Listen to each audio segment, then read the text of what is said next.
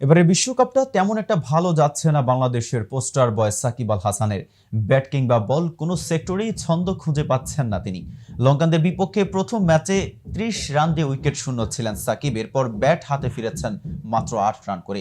এরপর দক্ষিণ আফ্রিকার বিপক্ষে ১ ওভারের বেশি বল করার সুযোগ পাননি তিনি, আর সেই ওভারেই ৬ রান দিয়ে ছিলেন উইকেট শূন্য। পরে ব্যাট হাতে নেমে মাত্র ৩ রানে শেষ হয় সাকিবের ইনিংস। তাহলে কেরিয়ারের শুরু থেকেই ধারাবাহিক পারফর্ম করা সাকিবের হঠাৎ কি হলো?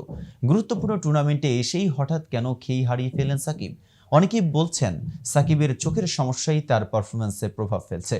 তবে সেটি মনে করেন না টাইগার অধিনায়ক নাজমুল হোসেন শান্ত। এমনকি সাকিবের বাজে ফর্ম নিয়ে মোটেও চিন্তিত নন তিনি। কিন্তু সবাই যখন সাকিবকে নিয়ে সমালোচনায় ব্যস্ত, তখন শান্ত কিভাবে এমন আত্মবিশ্বাস পেলেন, আর তার বক্তব্যই বা কি? এ বিষয়ে বিস্তারিত জানতে পারবেন প্রতিবেদনের বাকি অংশে। আর কেটিভি ক্রিকেট থেকে আমি মেহেদী হাসান রয়েছে আপনাদের সাথে। বহুদিন পর এমন ছন্দহীন সাকিবের দেখা মিলছে। ব্যাটিং স্টাইল বদলিয়েও কোনো ফল পাচ্ছেন না বিশ্বসেরা অলরাউন্ডার। আর তাই তাকে নিয়ে চলছে তুমুল সমালোচনা। এমনকি সাকিবের ভক্তরাও তাকে একাদশে দেখে বিরক্ত। তবে বাংলাদেশ দল সাকিবের এই অফ ফর্ম নিয়ে মোটেই চিন্তা করছে না। নেদারল্যান্ডসের বিপক্ষে ম্যাচের আগে সংবাদ সম্মেলনে এমনটাই বলেছেন দলপতি নাজমুল হোসেন শান্ত। সংবাদ সম্মেলনে শান্ত বলেন, সাকিব ভাইয়ের পারফরমেন্স নিয়ে আমাদের দলের কেউই চিন্তিত না। আমরা এটা নিয়ে কথা বলতেই চাই না। আমরা জানি তিনি বছরের পর বছর কত ভালো পারফরমেন্স করেছেন। মানুষের থেকে তিনি নিজে যেটা আশা করেছেন সেটা গুরুত্বপূর্ণ। তিনি কঠোর পরিশ্রম করেছেন। আমি বলবো না তিনি কামব্যাক করবেন। তিনি ভালো অবস্থানে আছেন, আশা করব কালকে আরও ভালো পারফর্ম করতে পারবেন।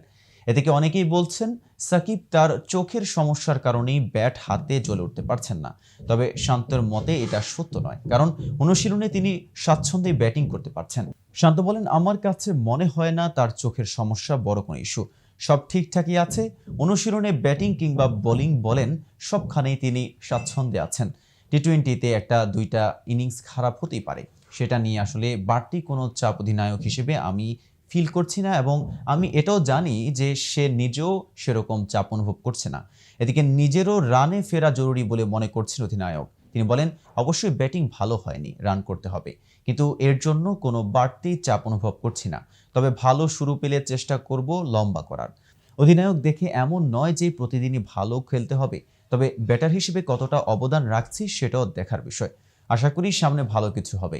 এদিকে শান্ত মনে করেন, ম্যাচের সবাই ভালো না করলেও যারা ভালো করছেন তাদের খেলা শেষ করে আসা উচিত। শান্ত বলেন, ২-৩ জন ভালো ব্যাটিং করছে। হৃদয়, লিটন, রিয়াদ ভাই সবাই ভালো টাচে আছে।